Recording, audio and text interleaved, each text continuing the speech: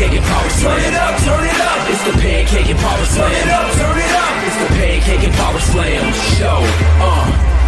Turn it up, turn it up. It's the pancake and power slam. Turn it up, turn it up. It's the pancake and power slam. Turn it up, turn it up. It's the pancake and power slam show. Turn it up.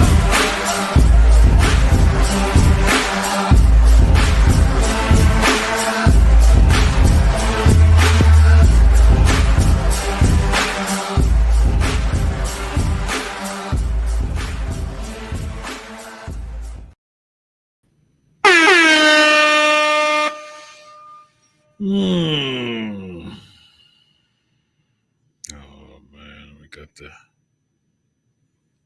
stuttering again, y'all. We got the stuttering again.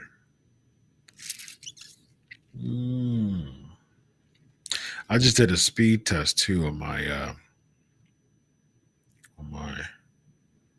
computer, and it's more than fine. Yeah. It's got a weird look. It's got a weird deal, brother. Got a weird deal. Yeah. Got a weird deal. Yeah. There we go. That's fine. A little something going on, but it's better than last week, man. I don't know what is going on. I did a speed test and everything, man. Did a speed test and everything. But for some reason, StreamYard and my computer does not get along. At least this one. But as I imagine,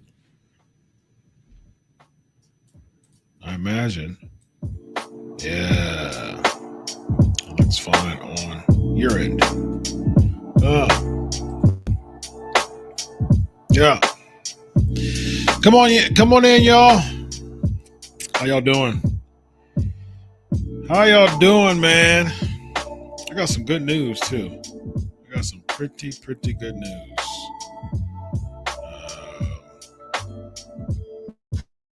I'm so red today. Let me do something about that. Yeah, let me do something about that.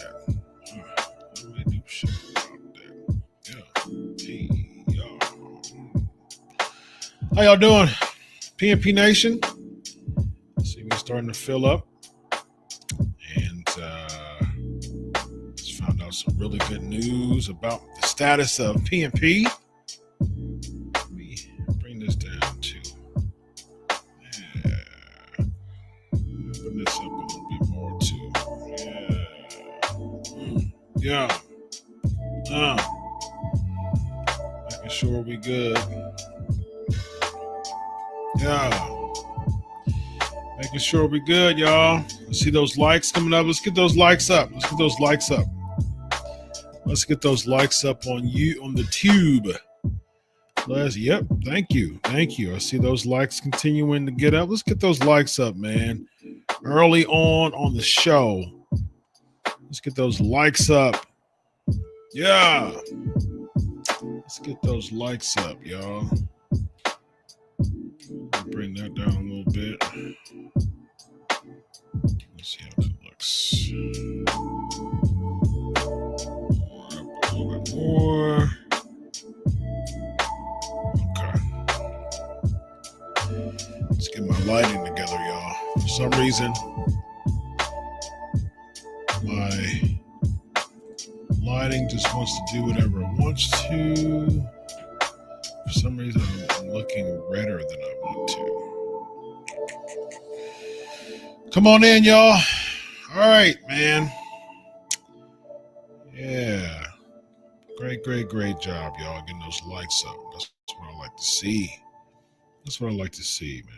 Getting those likes up. Getting the likes up. Let me be sure that I'm cool with what I see when it comes to the lighting, too. Big lighting guy, man. Want to be sure that the show is looking pristine.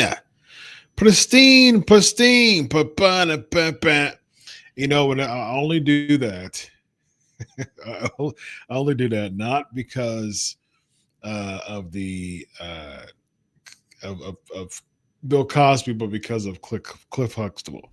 I was a huge Cosby Show fan.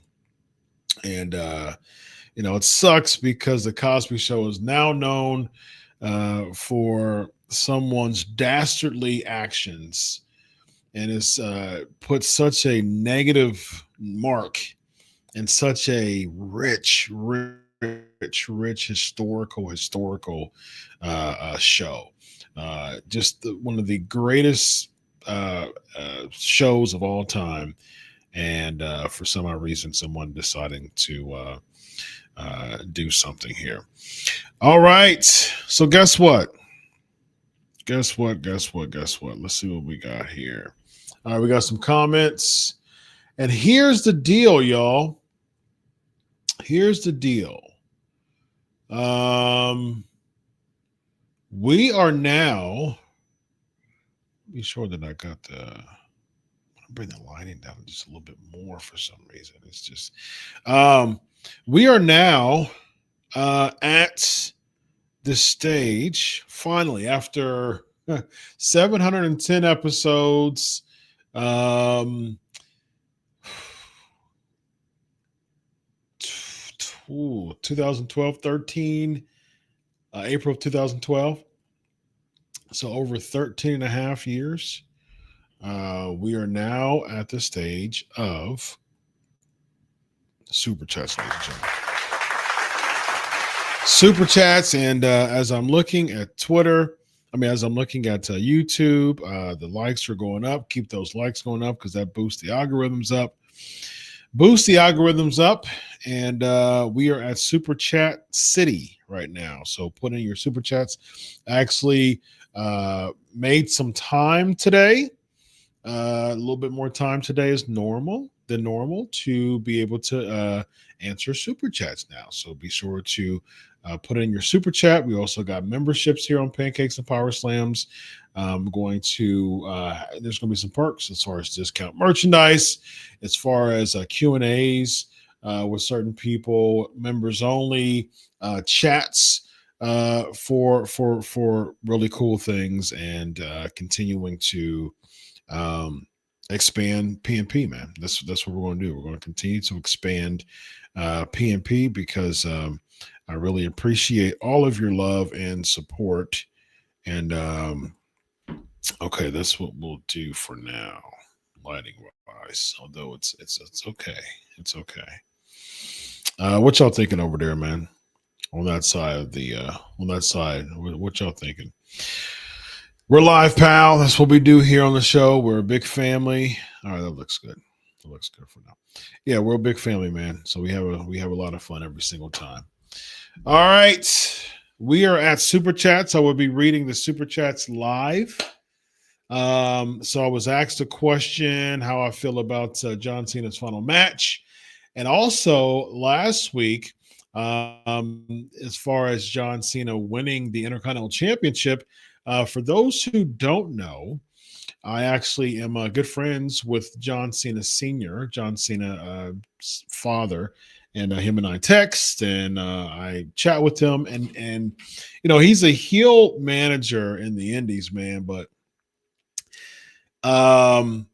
he is far from it in real life. It's just a sweetheart of a guy, man, and he's one of those guys. There's a few people they're only just a text away, and they're always available. I remember Ice Train. Shout out to Ice Train, man. The late Ice Train. Just man, Harold was such a cool dude. There's a handful of people that are available, and it's cool, and they'll text back and they'll check in and things like that. But there are a handful of people that I've acquired a really close relationship with in my 15 years of journalism that are like tag team wrestlers, like hot tag techs is what I call it. And just people who are just solid people, man, who are just like sweethearts of people, just really cool people. And Ice Train was one of those, man. Black Bart was one of those. Like just solid people, only a text away. Yep, I'm there. I'll be on the show whenever you need me. I'm there. Greg Gagne is another one that I was just like, hey man, we need a show. We need a guest for the show. And I've been texting people. It's late. It's quick, a quick turnaround. JTG is another one, and just quick turnaround. Boom, just like that. Brian Clark is another one, and quick turnaround people. Just a text away, and they're there. And John Cena Sr. He's that one of those people, man. Just a text away all the time. I'll be texting, and we'll be chatting with each other, and it's just a really solid dude. So guess what I did? I texted John Cena Sr. following last week's Raw. I've mentioned this before on the show that my my consumption of pro wrestling nowadays is through social media. So I don't watch Raw on a weekly basis anymore. I'm not paid to do that. I literally I watched Raw for the first time since no longer doing podcasts for Sportskeeda yesterday. And I did it yesterday because two things. One, because it was John Cena's last Raw, and people in the socials were saying that it was a feel-good match. I'll let you know what I feel about that. And I want to see who the surprise guest was for, or the surprise opponent was for Solo Sikoa. So, one I was let down by slightly, and one I was like, okay, this is cool. The one I was like, okay, this is cool, was Dolph Ziggler, about with him coming back. It's one of those things, man. From a psychological standpoint, you can feel it's infectious. Like the excitement and the passion, it's infectious. You can tell that he was really happy to return to the WWE, and because of the partnership with TNA, which is another story that I think that I'm going to get into that. I'm not sure about tonight. I may tonight. I'll definitely answer it tonight if it's a super chat, but I might get into it tonight. I'm going to do trivia. I'm going to do week 2 of my trivia series. And again, I'm going to do trivia series for the rest of the year. And whoever wins, I'm going to pile up the wins. Whoever wins the most trivia games on the Patreon is going to win a grand prize at the end. And so it's going to be a nice monetary grand prize. And so, come on in the Patreon and have some fun with that. Got memberships now as far as perks. And man, this channel is continuing to grow and get better. And I got super chats, and so I'll be answering the questions. Time permit, there's questions, and that will be via super chat. All right. So, and that's exciting too.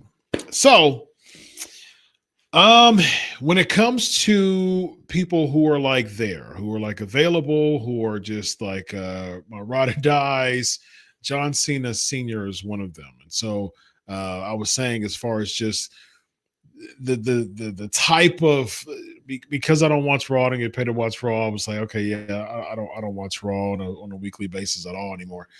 And so because I saw on the socials of those two things, Dolph Ziggler, it was cool to see him back, and it was the infectiousness and the passion.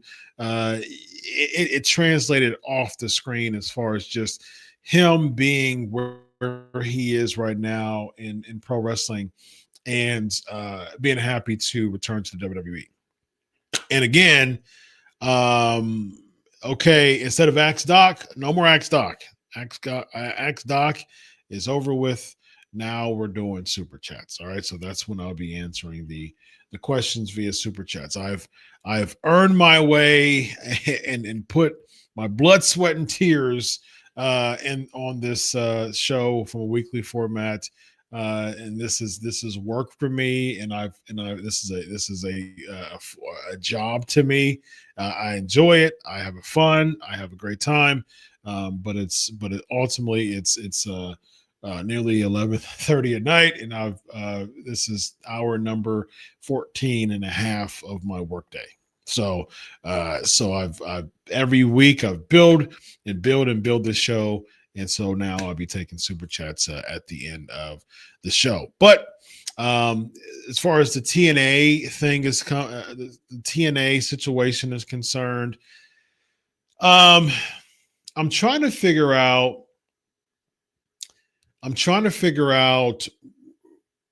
When and how, and because here's my thing, I'm not really caring too much about protecting certain people anymore.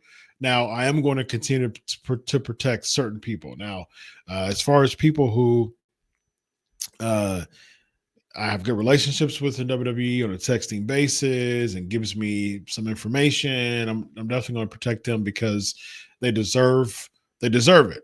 They're quality people, great relationships, and they deserve it. But at the same time, there's other people who ultimately fall prey to the business at the expense of compromising relationships. And there's two people that I can think of who are in very high positions who I can think of now. And eventually I'll let you know more into that.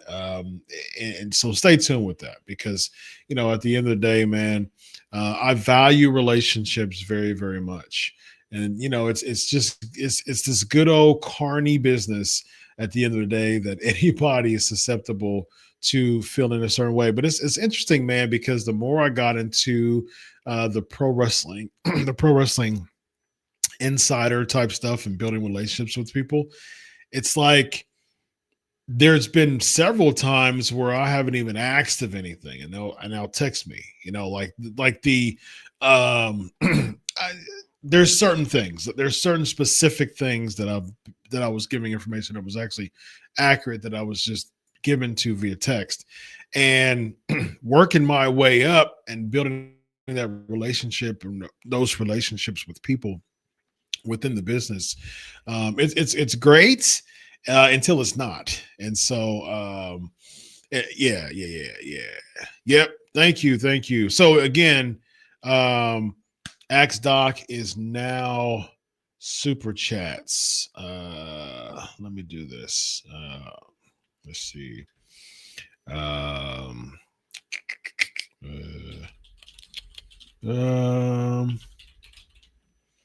me do this instead of for people who are coming in.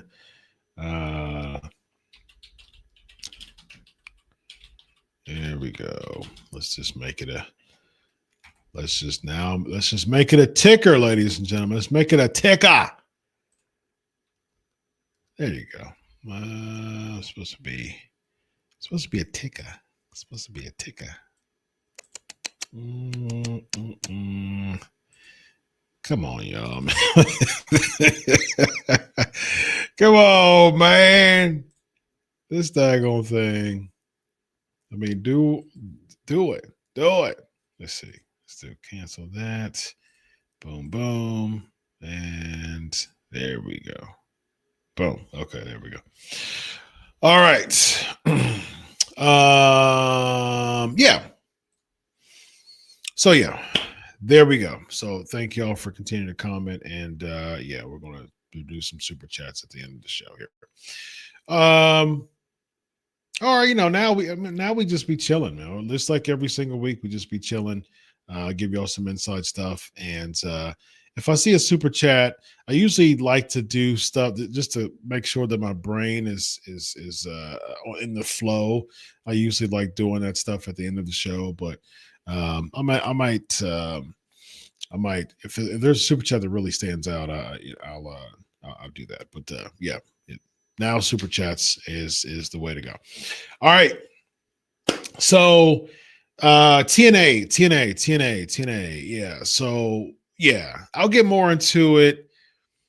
I'm open to whatever y'all want to ask me. I'll get into detail. I always say I'm an open book, man. I don't mind any questions being asked when it comes to that stuff. I'll let you know. I ain't got nothing to hide when it comes to stuff like that. I do protect sources if sources protect me, and so I will continue that for sure. And yeah, so that we'll do that. All right, so that was the Ziggler thing. It was good to see him, and then the John Cena thing. So let's talk about the John Cena thing, and then I'll tell you about Cena Sr.'s comments on it from when I talked to him. All right. So when it comes to this particular week, the 6-man tag match, John Cena. What's up, y'all? People, man, there's some great support tonight. Absolutely great support tonight. Thank you so much for your support. Go ahead and hit that super chat for comments, and go ahead and hit those like buttons to keep that algorithm up too. All right. So this week I was asked about the 6-man tag. For me, and like I said, I threw on Raw while I was working. What's up, Av? I was working, and I was like, you know what? I definitely. All right, so read the screen, y'all. We're super chatting. we're no more Axe Doc, and put up your super chat for your questions. All right. So yeah. What yeah. So I was in between clients, and so I was doing some work for a lecture that I do from the school that I'm a dean at. And so I threw that on real quick as I was doing some work for my lecture that I end up doing later that night. And so I definitely thank you for the repost, y'all. I see there's some reposts too. Thank you very much. So yeah, so I threw it on. I was like, you know what, I'm definitely not going to watch the whole thing. And so what I'm going to do, I'm going to watch the Cena match, and I'm going to watch the reveal. The Ziggler's one of the most solid people, one of the most solid wrestlers in all of WWE. Dolph Ziggler, Nick Nemeth, he falls victim of being too good in many aspects. Just a very fluid, solid wrestler. And you could tell in the WWE, man, when he had that utility player type of role, because he could give you a good opener, he could be a surprise, he could main event. And Vince McMahon just really put him in that spot because he was that good. He was such a good, still is in TNA. He was such a good wrestler, and he remains to be that. And he made Solo Sikoa look good as always. If I'm not mistaken, though, in TNA he's a heel, but it is what it is. The Madison Square Garden pop, and so be it. Got some super chats, and I will address them here in a minute. Thank you so much for the super chat. And someone was a first. Someone is in the first club to invest as a super chat. The first person who gave a super chat. So I'm looking forward to reading yours and everybody else's. So it's going to be fun. So it was good to see Dolph Ziggler there. It was good to see Nick Nemeth there. So as far as the John Cena 6-man match, to me, it felt like a feel-good match for his last Raw in the WWE. It's his last ever Raw in the WWE. Here, it was a feel-good match, and you could tell me and the fellas, we just going to have a fun night at work. It's kind of like one of those, Christmas holiday parties where it's like, you know what, I ain't really got to do too much work. I ain't really got to meet any quotas tonight. And instead, me and the fellas, we're gonna go and we're gonna be at the office and just kind of shoot the breeze and enjoy an upcoming long weekend.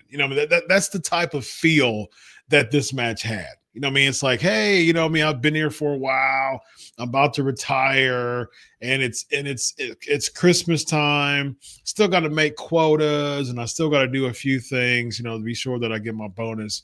But tonight, though, I ain't really gonna do all that. I'm just gonna chill with the fellas, and that's how it felt. Um, whether that was a good thing or a bad thing is to be desired. Uh, I would say that there's qualities of both in that for sure. Um, because I would say that we got a lot of people still doing Axe Doc and read the screen here. So super chats from now on. All right, we'll get into it. We'll get the hang of it. But I have worked my way up in the status of this show for super chats. All right, because this is work for me because it's approaching midnight. All right, so yeah, when it comes to the Cena thing, yeah, I'm cool with it, man. I'm cool with it. I think that the 6-man match was could have been utilized better. Yes, I definitely think it could have been utilized better. Ultimately, though, when it comes to John Cena, you could just tell this whole thing, this whole scenario, this whole retirement tour was not very good.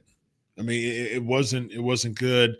And even his father, I've had multiple conversations with his father about this, and his father has expressed his dissatisfaction as a whole with his son's farewell tour. Yes, there were some perks. Yeah, there were some really good parts. But at the same time, it definitely was not very good, especially from what John Cena has done over the years. So this one, this was okay. I mean, like in the grand scheme of what we've seen this year with Cena, the 6-man match doesn't make it better or worse. It's really kind of a neutral space. It was just a match thrown together. Now, would it have been better if it was like a month ago? You know what I mean? Just to get a feel good moment from a crowd. Yes. But like I said, I mean, it's holiday season. I don't have to worry about my quota. I'm about to retire, and I'm just sending off my boys. I mean, that's really what it felt like. It really didn't have much, really didn't do much. You know what I mean? So we'll see as far as and then it also raises the question of what the heck was John Cena versus Brock Lesnar for? And here's the thing, man. When it comes to getting scoops and stuff like that, there's a part of me that's like, man, let me text some people and see what's going on. And then I'm like, I'm really going to get into I'm really going to get into the ins and outs of that. I think I'm going to share some things on my Patreon as far as Patreon members. When we hop on the Patreon before we do the quiz tonight, remind me about my plans on my experiences over the past year as a journalist and how it even started, how it kept going. What happened with a couple of things that didn't go awry. I mean, that went awry, that didn't go as planned.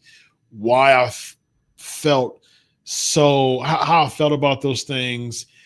Remind me of those things because I'm gonna let y'all know on the Patreon as far as what I plan on doing with all of this experience, and including what happened on this past. What was it? Friday. It was Friday because I was at work. I was doing therapy, and it was Friday. I believe. Yep. It was Friday because I was at work doing therapy. I got a text message, just a random text message from a TNA executive saying a status about Santana, about Mike Santana. And granted, similar to what I'm going to share on the Patreon, I purposely have stepped away from all the scoops, and I'll tell you why, as far as just that and my schedule is concerned. And there's just so much with that.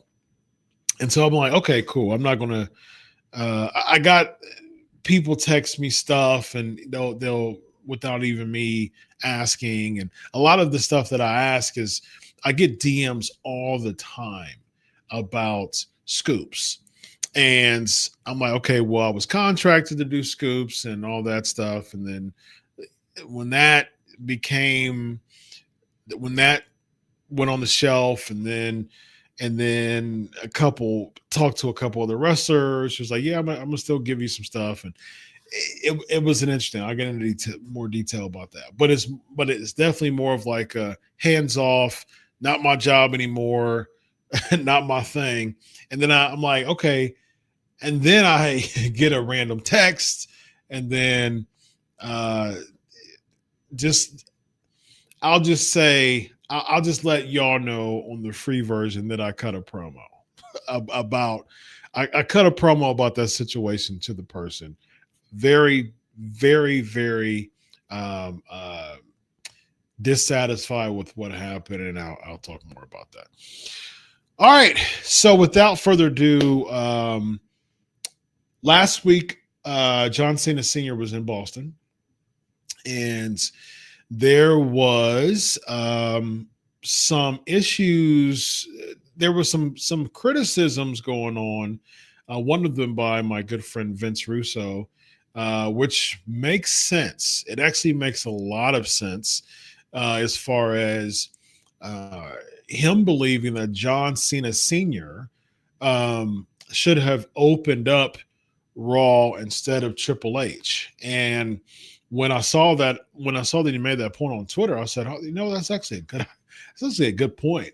And I'm like, you know what? I'm going to text John Cena. So I texted him last week, and I was like, and so I'll just read the text. And so I texted him a few questions about that. I said I wanted his thoughts on John Cena winning the Intercontinental Championship. Did WWE ever reach out to him for having a spot on Monday's show?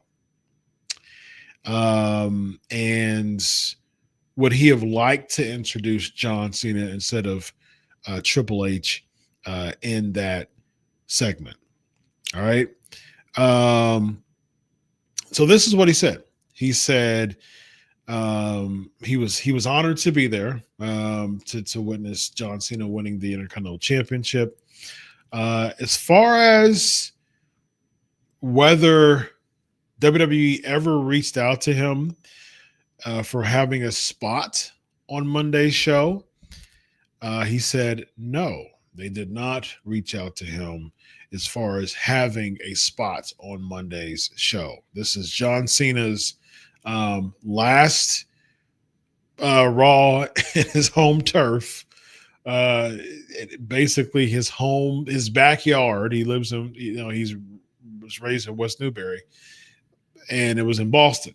And so his backyard had an opportunity for his dad to be there and introduce him. He was there in attendance, but as far as just he could have had, to me, he could have and should have had a backstage segment. He should have had a backstage segment, especially if I'm not mistaken, the Cena segments and the which Triple H. So Triple H cut a promo, and then Cena came out. Dominic came out. They had a back and forth that led to the Intercontinental Championship match. John Cena won. Would have been perfect for John Cena Sr. to be a part of that. I'll get more into detail then as far as why I think Cena would have been a good spot for that. As far as what he would like to, he said Triple H was the only one who could have made the match. That's what he said. That's how he feels about Triple H's influence. He was the only one who could have made the match. He was Triple H's, as far as creative is concerned, he has the authority to make the match. Adam Pearce could have made the match too, to be clear. But as far as he feels, Cena Sr. felt that Triple H was the only one who could have made the match between John and Dominic. So in his mind, and John Cena Sr.'s mind, that would have made sense because John Cena wouldn't have been matchmaker. Now, however, this is where I think that they could have used John Cena Sr. They were in Boston. First of all, it should have been a tribute show. Without a shadow of a doubt, it should have been a tribute show. And I mean, the dude's been in the business for over 25 years at this point. So should have been a tribute show. He debuted June of 2002 with the whole ruthless aggression, Kurt Angle, etc. You should have had Kurt Angle in it, cutting a promo as far as, and the thing is, bring all those people there. Have Kurt Angle be there in the backstage segment. Have the Undertaker there, in a segment. Have Rikishi there in a segment because Rikishi was one of the people who was really vital into John Cena's early career when he was in the basic Thugonomics gimmick that he was in. You could have had so many people, man. JBL, he was instrumental in as far as just his initial title reigns. Randy Orton, of course. Like there's so many people that could have and should have been in Boston. You should have stacked the card as far as having a tribute show. Now, on that show, it could have been one of two ways. And I would have been cool with either way, but I think it would have been a feel-good show last week. That's when you do the multi-person tag match. That would have made more sense to me because it's a feel-good show. Now, if you had them win the Intercontinental Championship, I'm fine with that too. And I'm going to tell you why they should have done that too. As far as if you would have had the Intercontinental Championship won by John Cena, you could have easily done all these people like Orton and hey, Rikishi, I know he can still go. You could have had so many people, and even if Rikishi couldn't have went, you could have had the Usos, in Rikishi's stead. Rikishi could have been there still with the Usos. You could have had like and I think that this week would have been cool too if you would have done this, and I'll get to that as far as what they should have done. What I think they should have done instead at the Garden instead. But John Cena Sr. should have been matchmaker for the night. He should have been GM for the night. You should have done all different types of backstage segments and backstage, thank yous. You could have you could have done so many people cutting promos. You could have done all different types of production stuff. This was his final Raw in his backyard. There's so many Raw clips that you have of John Cena over the past 23 years that you could have used for a really, really good feel-good send-off Raw in his backyard. You could have done that without a doubt. And John Cena Sr., it could have definitely been Triple H who did the intro, but I think that John Cena Sr. should have done it. If John Cena Sr. is telling me that logically it makes more sense if Triple H is the matchmaker when it came to the run-in from Dominic, sure. But at the same time, you just randomly have Dominic come out. You know what I mean? make it make sense.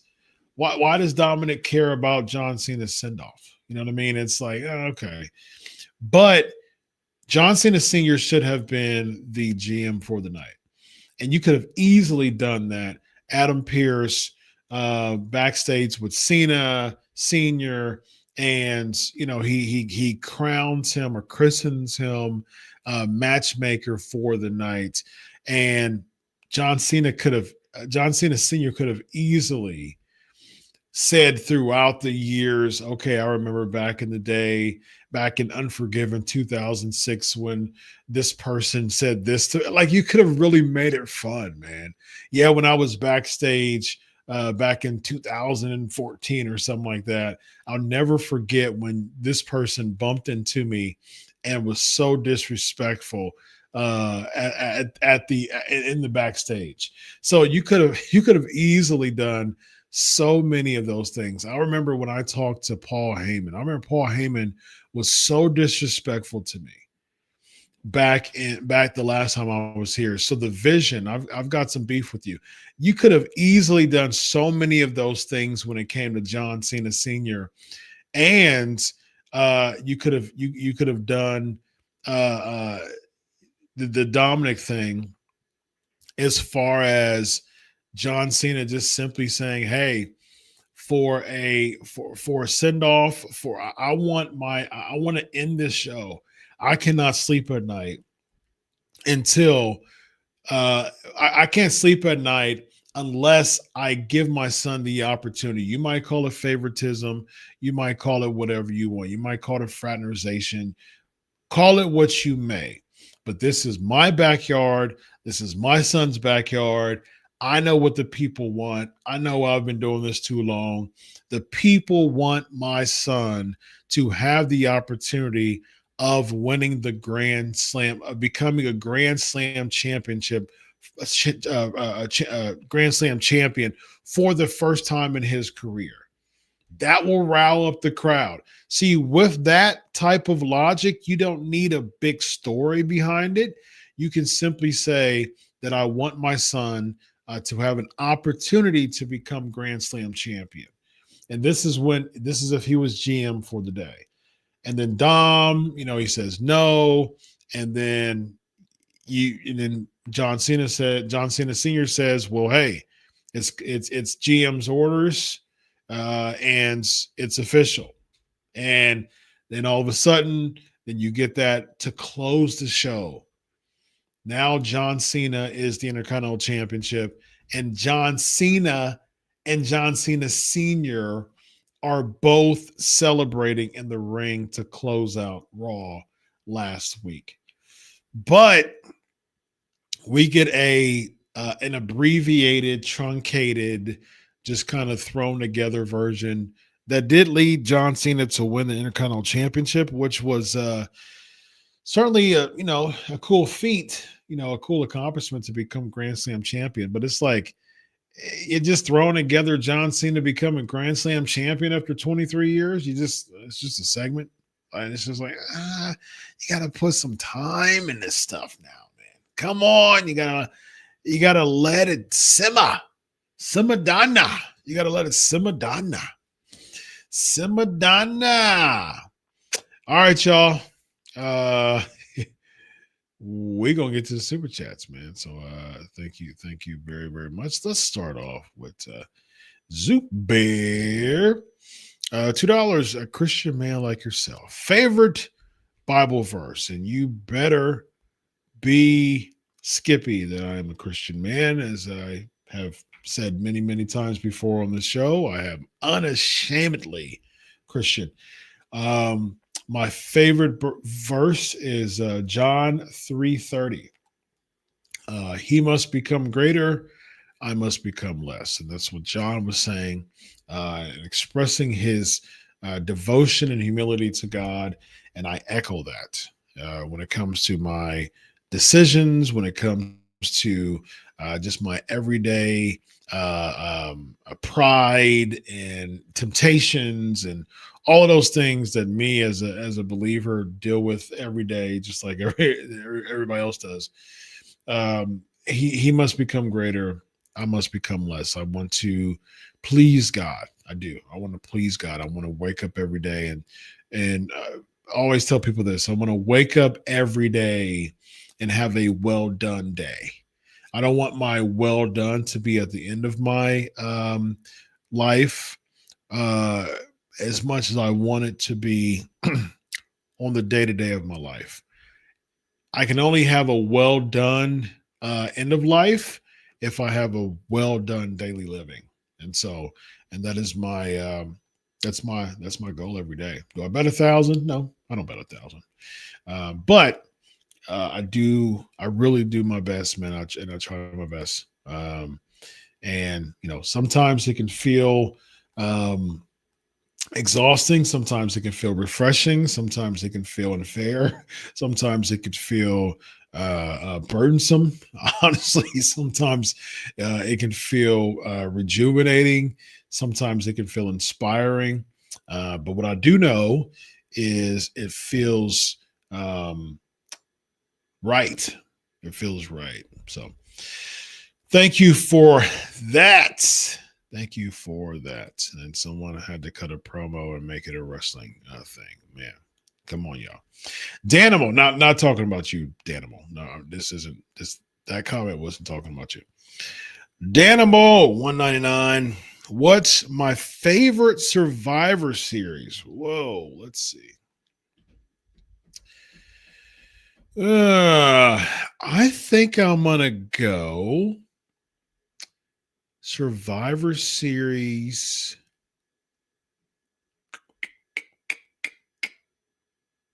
Mm, 90 sticks out for me, man.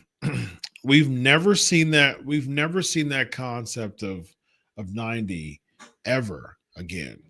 And that was when they did the winners of each match, the faces and the heels. They did like the grand match, the grand finale match of the Survivor Series of all the baby faces team up, all this the sole survivors, or not sole survivors, all the survivors of each match of the baby faces, they teamed up to go against the survivors of the heels. I thought that was such a cool concept, man. I remember watching that, and I remember when Tito Santana was a survivor, and I remember he had a really cool opportunity to kind of rub shoulder to shoulder with main events, because I always liked Tito Santana growing up. I was a big Santana fan. He was just like a white meat baby face, man. Just a good old baby face.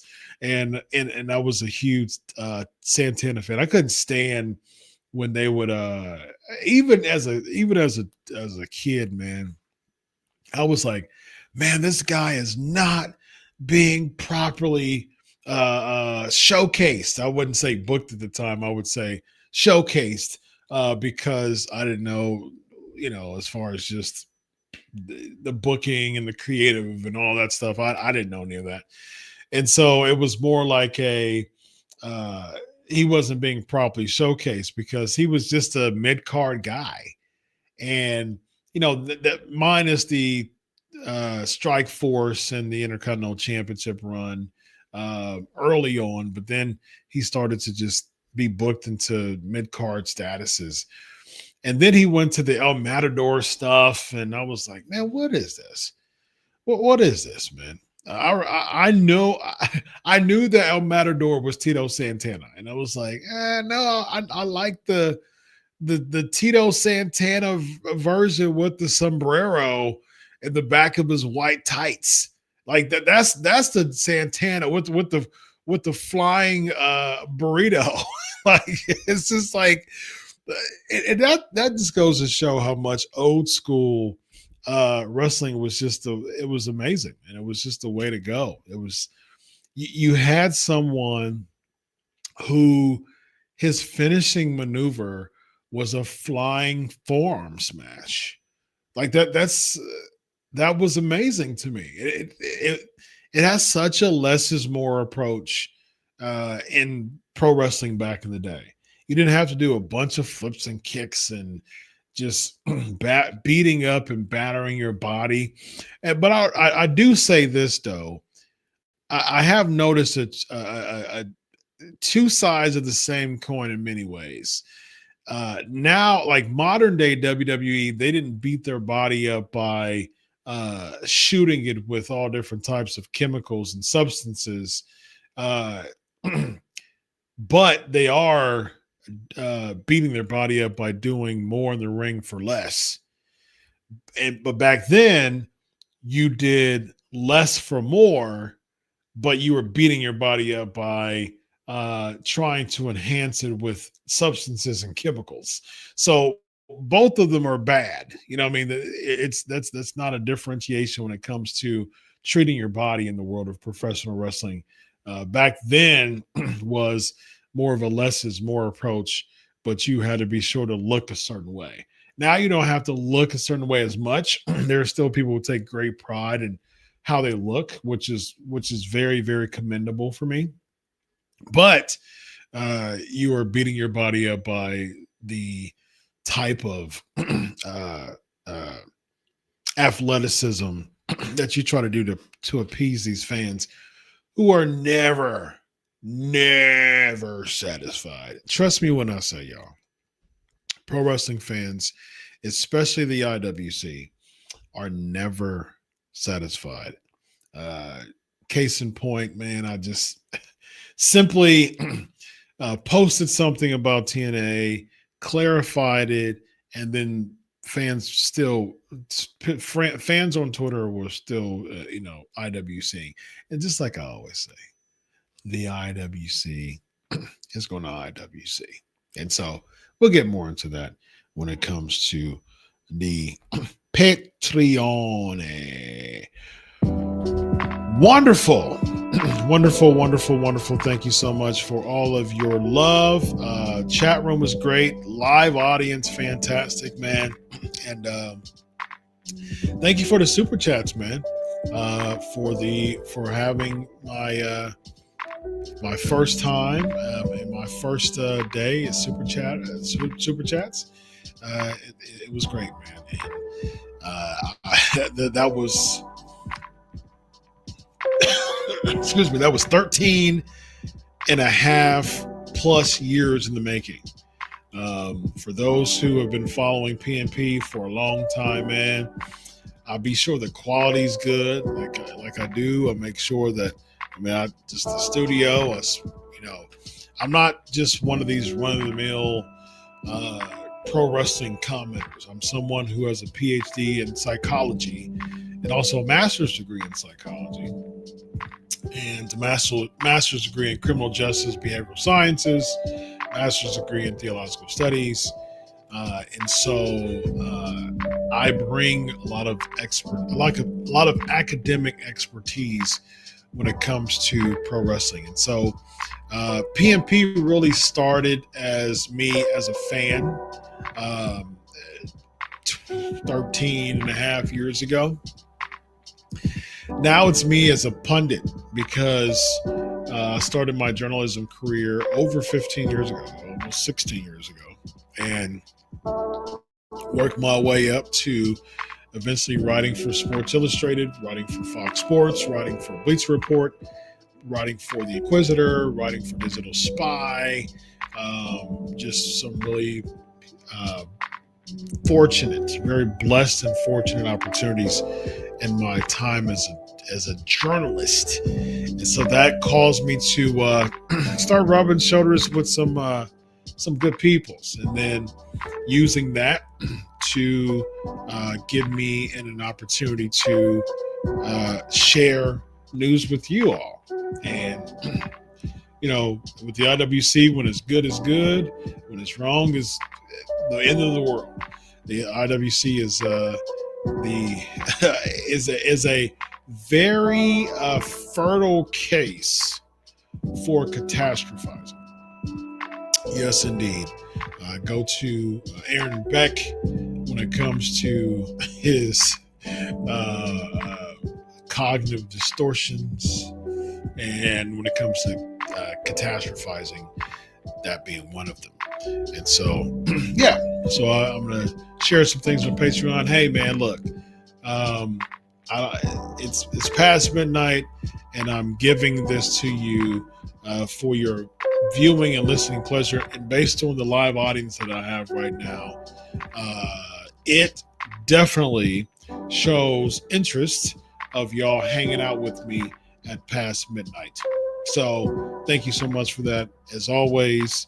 And yeah, man, a thing that I would like from my members is let me know who you want me to reach out to. Let me know who you want me to bring on the show. Let me know what topics that you want me to break down from a psychological perspective. And that's something that is really important to me. I'm doing this. I'm doing this because psychology lights me up. Pro wrestling does not light me up. Psychology does. And you know what else lights me up?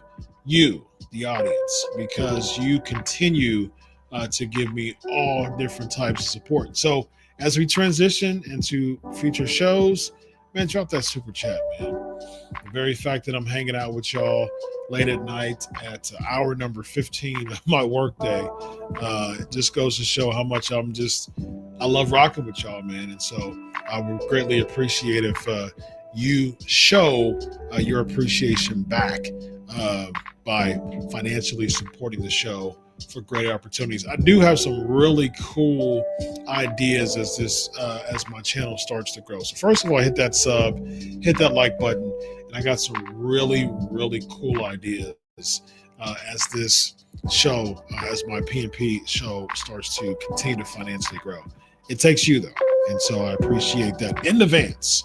So without further ado, ladies and gentlemen, until next week, enjoy your week of wrestling. God bless.